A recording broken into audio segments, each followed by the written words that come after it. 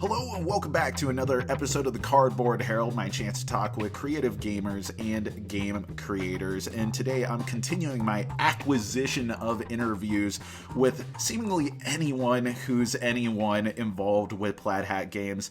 Today joining me is Joe Arthur Ellis from Plaid Hat Games. Welcome to the show, Joe. Thanks. Really excited to be here. So really excited to talk to you. Yeah, well, I have been following Plaid Hat Games for what feels like forever at this point.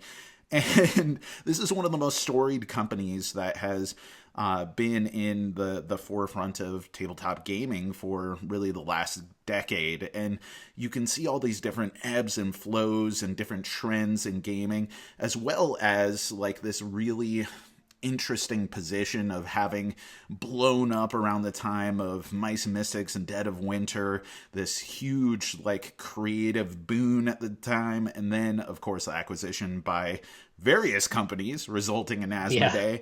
And then you guys go independent again, and you've been around for the majority of it. Like, what was your entry point to the Plaid Hat empire? I was an original super fan, just like a lot of the people who are still, a Doug, yes, just like a lot of the people today. So I got involved by being a freelancer and doing the website, and just ended up filling whatever need was around. That tends to be how I work in any company.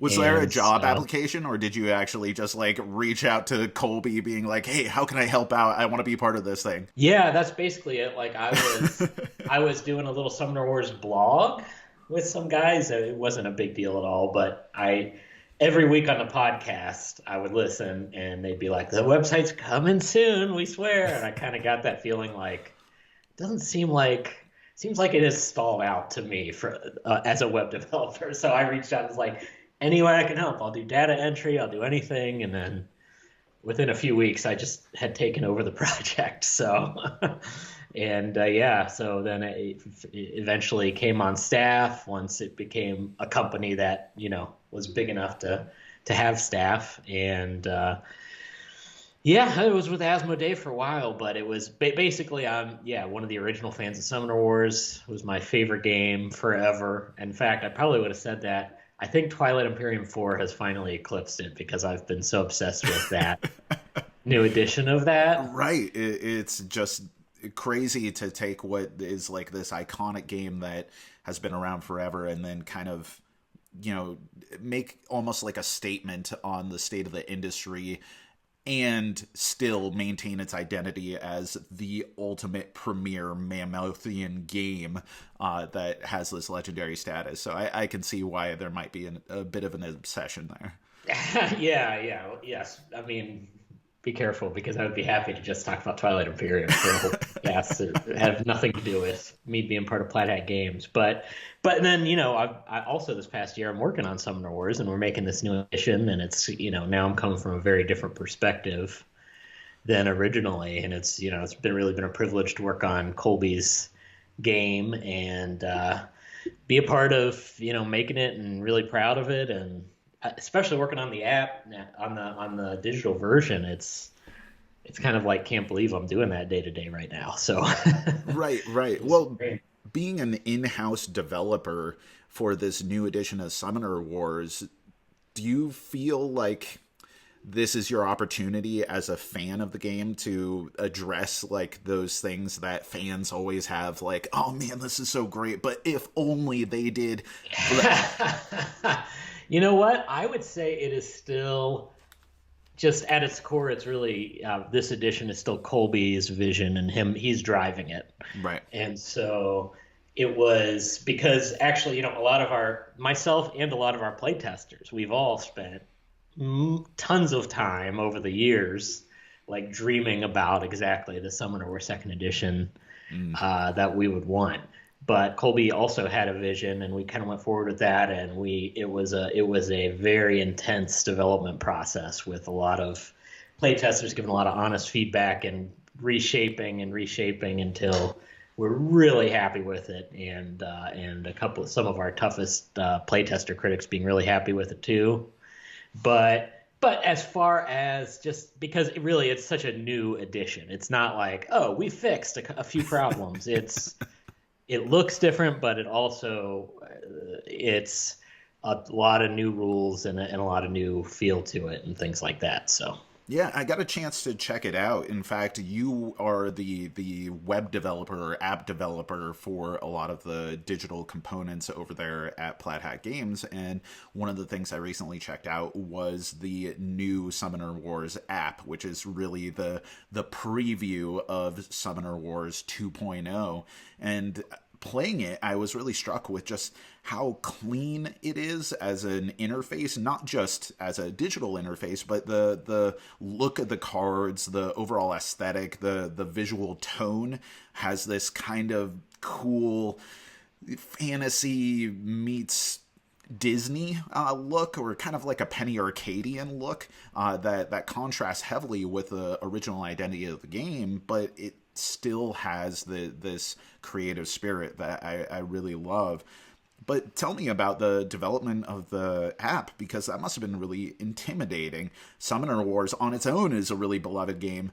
Add on to that the Summoner Wars adaptation, the original one, for a lot of people was the definitive way of playing Summoner Wars. That was one of the yeah. original board games that had a digital version where people were talking about it all the time. So, what were some of your goals going into that project? Okay, so it's really interesting. So we are an indie board game company, Mm-hmm. and if you're an indie board game company, you have to just roll with the punches, I'd say. And Yeah. like you got to look for opportunities and go for it. I guess that's just business in general, really. Mm-hmm. It's like you take punches, you try to punch, you punch the wall and you just hope to break through somewhere. And when you break through, that's where we're going. So when we announced that we were relaunching, we were really focused on from I almost said something that I'm not allowed to talk about yet. On Oh, okay. Jerry's next game, and on Forgotten Waters, and there was just a flood of excitement that we didn't, try to bring out very much at all of Summoner Wars and Ashes Mm-hmm. new editions. And we really, with minimal resources, were able to relaunch Ashes. Like Nick, who is now on staff, is our real 2-player specialist.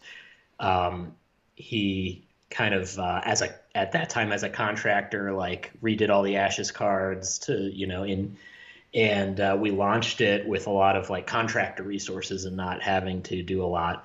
And we had a huge response, partnering with Team Covenant to do a subscription to bring it back.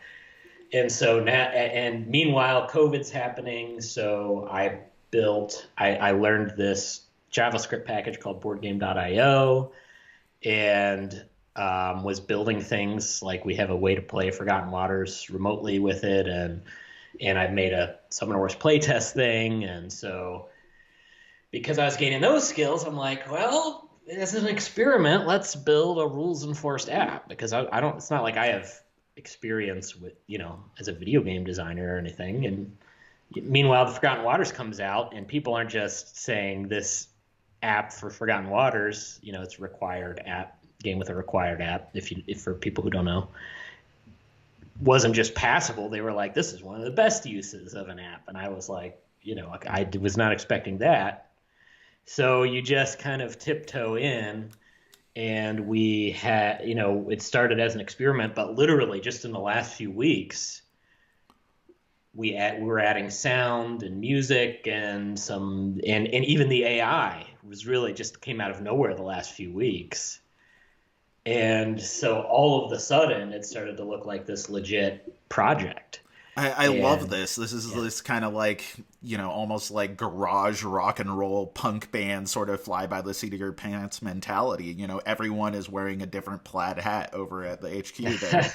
And you could have fooled me that this was something that you just kind of developed your skills and took a crack at it, because it comes off as really professional and it really polished.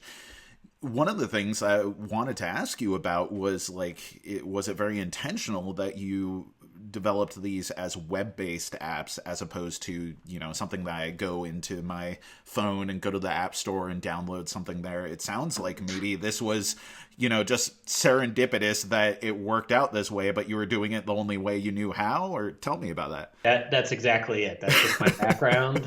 And I am not, most of the programmers I've ever worked with love, and are great at like learning new technology. And I'm really not. I'm more of the stuff I know I can get more mileage out of than anybody. Right. So, I'm using React and JavaScript and things. I build it, but I've really been working at some tech that is going to help us. Actually, this was kind of announced on a couple episodes on the podcast, but it's still unofficial. But we're going to have Summoner Wars Online basically there will be a Mac and Windows app, like application, that will be able to transfer the code pretty easily, hoping to launch it with the official launch of the service.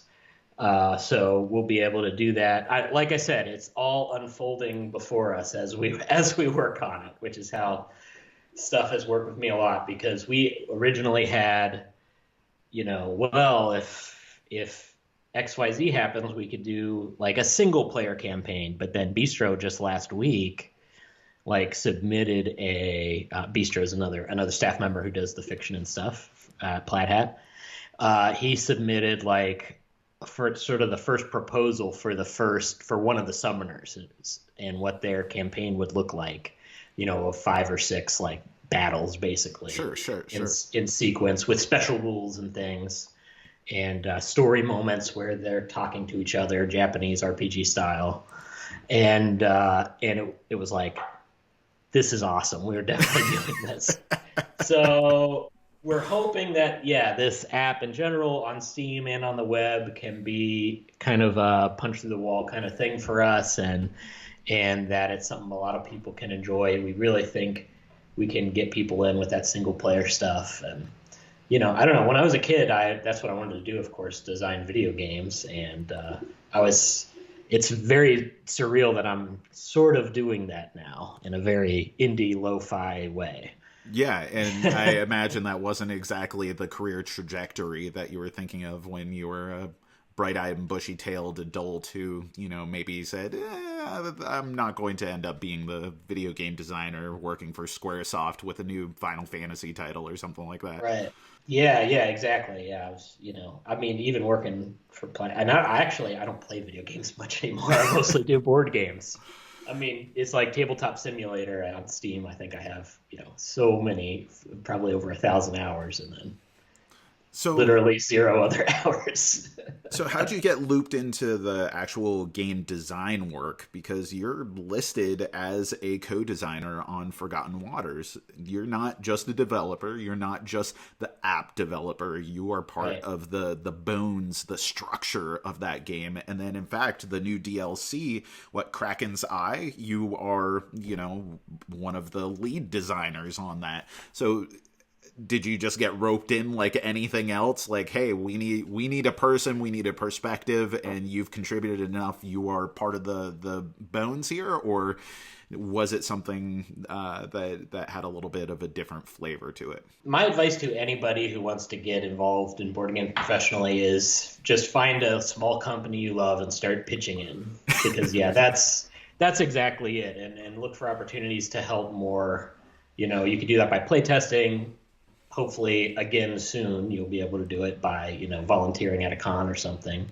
But basically, I started when I came on staff. I took over the playtesting, and at first I was just like administering it, just helping get data in and get files out to people. And, slowly I got little developer credits here and there. I wrote some scenarios that are back at the back of the Dead of Winter Long Night rulebook that people really enjoyed. Eventually, I came up with a very wacky, crazy marketing idea that eventually became the game Raxxon. Right, and I remember doing an interview with maybe it was Isaac and Colby at the time, where they were doing the whole viral marketing thing, and they're like, we won't answer any questions about Raxxon. We don't know what that is. I'm like, okay. I guess we'll see how this plays out. Yeah, and that's a whole topic as far as the positives and negatives of that. But that got me into design because we ended up kind of needing a game for that. And so I ended up designing the game for it. Really, I designed a marketing thing and then ended up having to design the game. And so, yeah, I mean, it's just kind of eventually I worked with Isaac so much. He was literally at my house staying for Colby's wedding, and I pitched him the idea of Forgotten Waters. And I mean, it's the favorite thing I've ever done professionally is, get to talk to Isaac every day over Skype and build that game together. So it was really me and him just co-worked on it. And then eventually we brought Bistro in, and he just transformed the game with his writing and his style. So he ended up being a co-designer too. Talk to me about the collaborative process. I mean, I'm really familiar with Mr. Bistro's, narrative prowess. I mean, that narrative identity is like a continuity that you can follow throughout all of Plaid Hat Games. But, when you're working with Isaac, like, what's your role as co-designer here? Is he saying, here's kind of my idea for how we'll handle skill checks in this, and then you're saying, what if we did it this way? Or, is it just a new project every day, both of you bouncing ideas off of each other? For us, it was, for the first few months, I kind of led the project while he had other things to do. And so we would talk and discuss and bounce things, but really somebody had their hand on the steering wheel the whole time. So, and then eventually after I switched to just like an Asmodee web team, he took over. But then it was just the opposite, right? We talk and discuss, and maybe we both got a play test in, but at that point, then he's making the final decision and printing out the prototype and getting the plays in. And I honestly thought, like, if you know Isaac, he definitely presents as more of I can't remember left brain, right brain, but more of the artistic side first and less analytical. And I'm definitely the opposite. So I thought it would be I'm doing all the detail work, all of the nitty gritty, balance thoughts, and he's got the big ideas and the narrative. And it really wasn't like that at all. If it was like that at all, it was like 60-40, 40-60. And I thought hopefully that's just a testament to us both that we can do both. But it really wasn't. The point didn't end up being, we have complementary sort of brain skills. Sure. Really, I just think, if you can find somebody, if you're a good listener and you can find somebody else who's a good listener and you enjoy talking to each other, then it's super, super easy. And it's probably, the hardest thing in game design is just iteration and not being satisfied and keep going and don't give up when it sucks. And probably that, having a co-designer helps with that because you kind of have each other to lean on in those dark moments when you doubt everything you've built. Well, whatever you did, I think worked really well. What struck me most about Forgotten Waters is how cohesive it feels. Like Plaid Hat Games, I think as a company has been a company that swings for the fences and isn't afraid at like tacking on extra things just to get these like really cinematic moments, these really thematic, I guess apexes to your game session that you're like, I can't believe the game supported us doing that. We had individual components that allowed us to really lean into that. No other company would do that. And I felt like Forgotten Waters was in some ways like the culmination of this old school desire to provide those really, really high impact moments, but still having a concise structure that's consistent and fluid in order to tackle all sorts of different things. And you can wrap it into a rule book that's shorter than most Euro games, yet this is like this big adventure with all kinds of different scenarios that you can get into. I was really impressed with how polished it came out, and to me it kind of represents like this new mission statement for Plaid Hat Games, what you are going to be going forward, and how you're going to approach some of the iconic games of the past. You mentioned Ashes earlier is coming back. We have Summoner Wars on the horizon. Before I spend too much time talking about the future, though, I do want to kind of just get like your perspective on when you guys were at Asmodee, and then Colby's talking to you about like, what if we're no longer part of Asmodee? When I talked to him, he had to be a bit diplomatic about the situation. So like, were you worried? Were you excited? This was a big part of your identity. You've been working with the company since 2012. Yeah. Well, it was like here's the thing. Like Asmodee, like I don't think any of us would ever say anything bad about the people there. Like from person to person standpoint, they were so generous and awesome. And like with Raxxon, for example, like they let us do that. Yeah, that's true. They were part of a giant, I mean, we're far down the road, but they'd easily, I mean, we hadn't started printing or anything. They could have stopped it. And they let us do that despite being like a big corporation. And that's because the people there totally, did right by us at every turn. But it wasn't, but I think it's easy to look at, our release history and what hits and what doesn't to see that it wasn't working the way everybody wanted it to work, from just a release standpoint, and us launching games successfully the way we were before we were acquired, and even supporting games like Ashes and stuff. Mm-hmm. So I don't know. Colby talked to me first and was just like, he didn't talk to me first, like before other people, but the first time he talked to me, he was just telling me what he was thinking, and I was I wasn't really in Plaid Hat Games at the time. I was working for Asmodee directly. So I was like, that sounds great. And I mean, I was honest. I was like, I was tossing ideas at him and saying I would consider just sort of, quitting and working as a freelancer because, I would really want to support you. And I think within 24 hours of that, it was like, actually, I really want to have you on the team after thinking about it some more. So I've always just been such a utility person.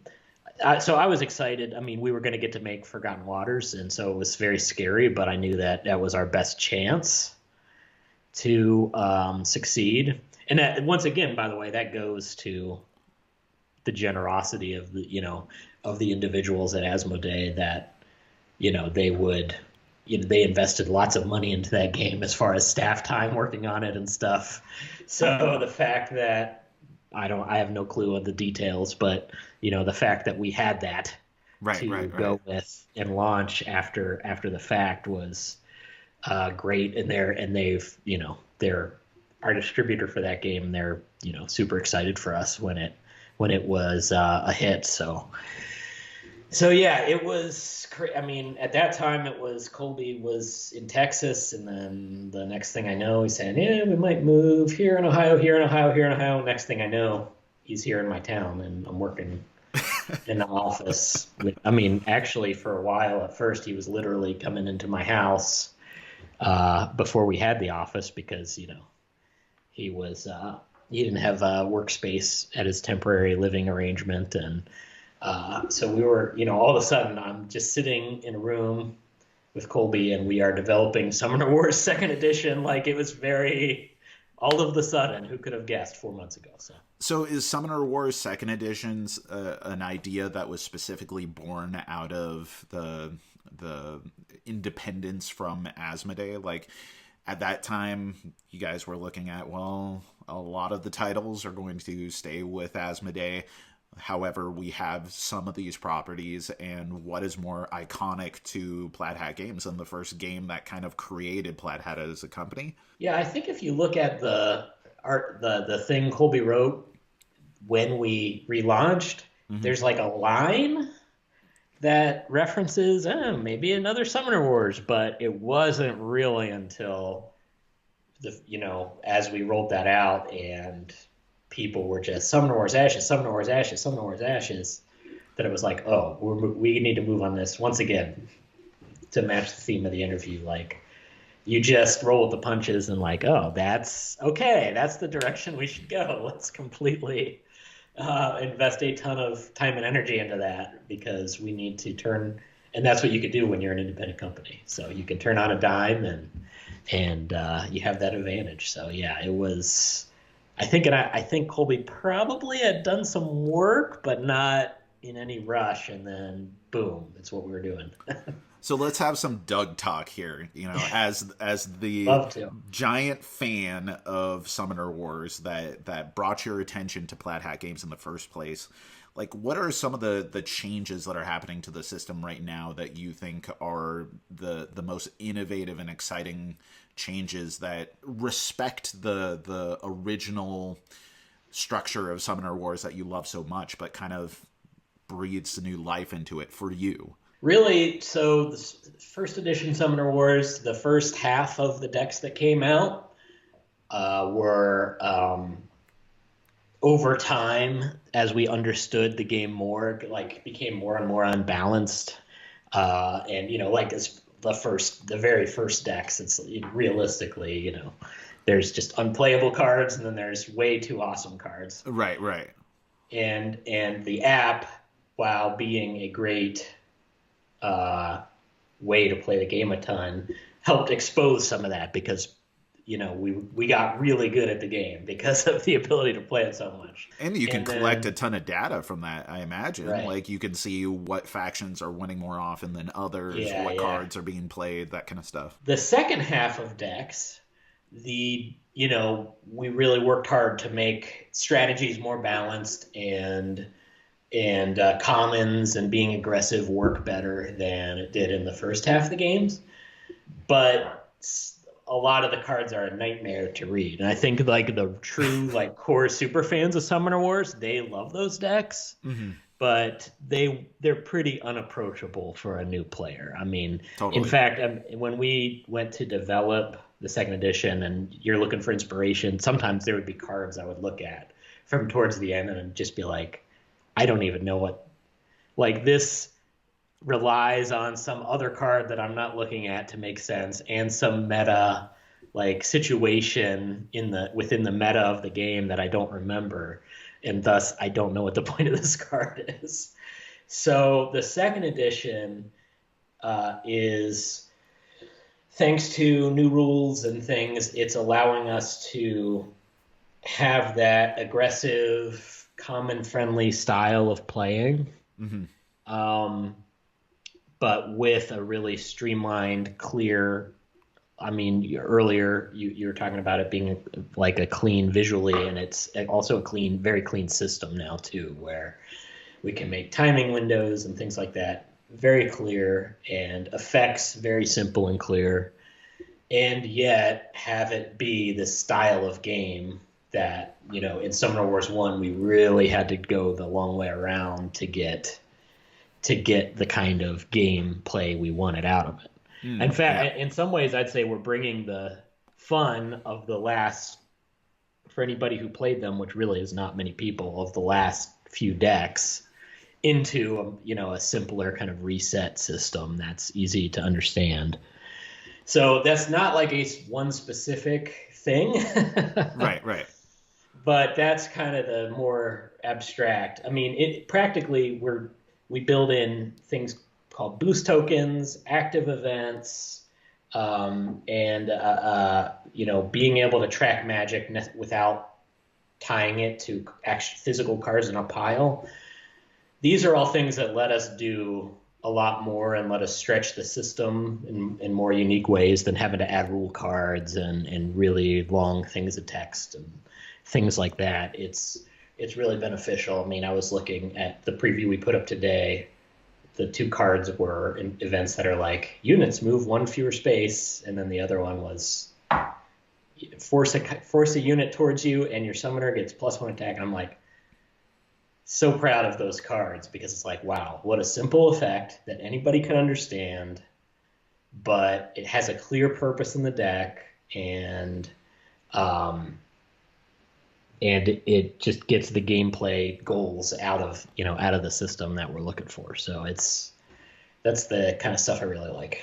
Yeah, well, like you said, the cleanliness of the system. When I was playing the demo online, it's so rare that you can learn a complex head-to-head card game as you play it. But the tutorial system, just through playing a game, makes it so easy and approachable to sit down and be like, okay, Kling does this. You know, I haven't touched Summoner Wars in ages. I remember picking up the Tundra Orcs versus Phoenix Elves. You know, I played some after that, like when a Master set came out, but you know, it's been a while since I've really dived into it, and having some of the old things come back, and then also being like, is this new? It feels a lot easier to get into now than it did in the past. But is this a new thing, or did I just kind of forget that this was here? So for as far as the layman, I felt familiarity with it, so it felt true to the original spirit. But you know, from the streamlined approach to it, to the visual identity, like everything felt new and really invigorating. What's Plaid Hat's scope for the game that you guys want to achieve? Like, of course, you want to sell a bajillion units. You want it to be the most popular thing in the world. Every Magic the Gathering player flops over to the side of, you know, playing Summoner Wars. But, like, are you guys envisioning that this is going to be a tournament structured game? You're going to be supporting a lot of that style of play? Is this going to be more of, like, a boxed LCG thing where you think people are just going to have it as one more board game on their shelf? Yeah, it's like I could tell you what we want, but once again, it would be like, well, suddenly it comes out and it's received this way, and we have to turn. So Ashes is definitely more.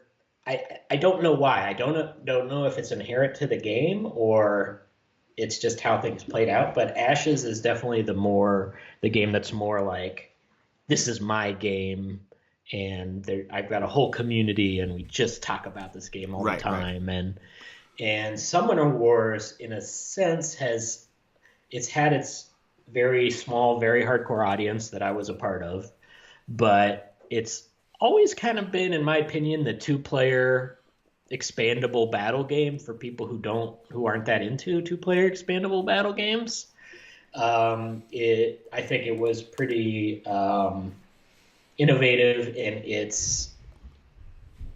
its pick up and play sort of nature when it first came out. I think it really changed a lot of companies' approaches in designing these kind of games. You know, that you could just get a deck and that's it, and you've got it. And that seems second nature now. If you're playing Unmatched or, you know, whatever game. But I think at the time, that was such an appeal to me. Like, wow. Yeah, you don't have to go through all the effort of deck building and everything, you know, like right. You could sit down and play. Yeah. I mean, now even Magic wasn't doing. I don't think they're doing it because of Summoner Wars, but Magic now has decks that you could just buy that are ready to play against each other and stuff. That didn't exist at the time, I don't think. You know. Right.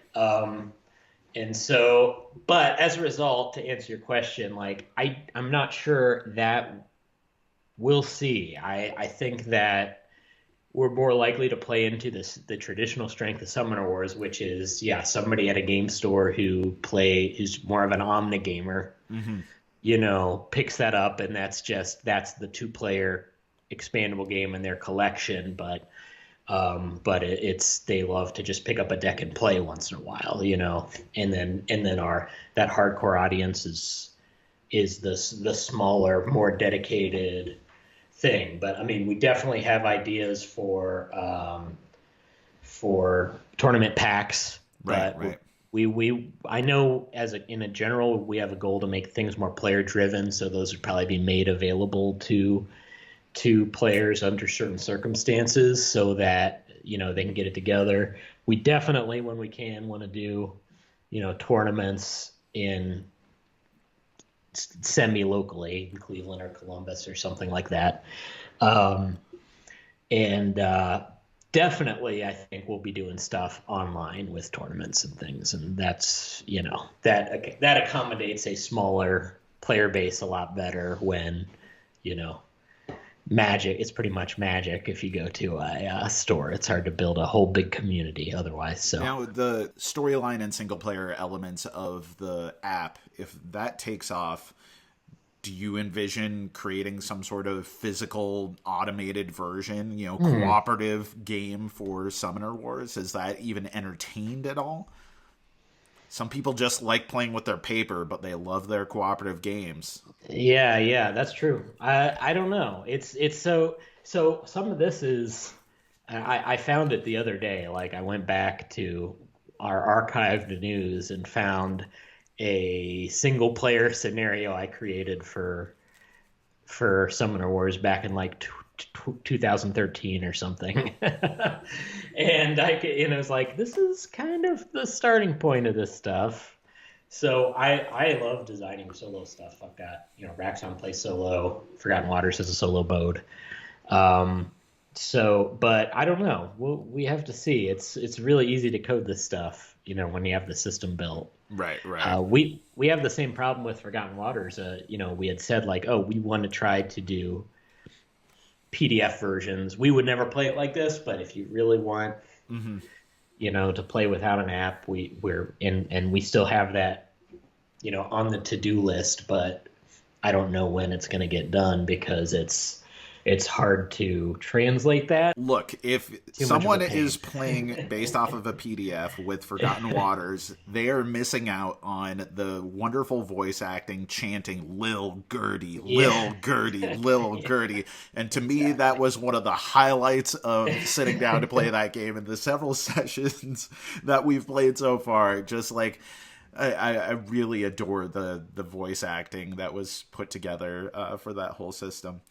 Well, I know that you have a new DLC that's available for this, or right on the horizon. It comes out on the 19th, March 19th. So. Okay, so as of us talking, it is right on the horizon and is available for reviewers. And then you have Ashes and Summoner Wars, which are not too far away in and of themselves.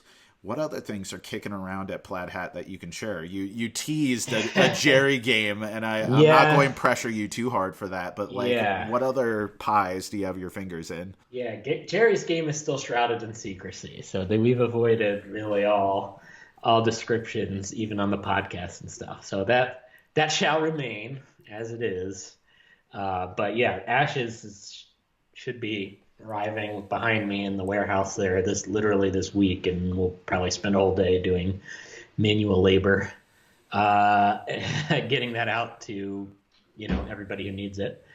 So to tease something, I would say I'm really going for it with this digital stuff. So like I said, I hope to have Summer Wars on Steam, and we've started just brainstorming about what more we could do with Forgotten Waters in that realm, in that like fully digital realm. What would that look like? And we have all this, like you said, great voice acting, all directed and put together by Donald Schultz, and all the art assets. And it's like this rich storytelling where I feel like we did so much work putting so many entries. There's probably still entries that literally no one has accessed.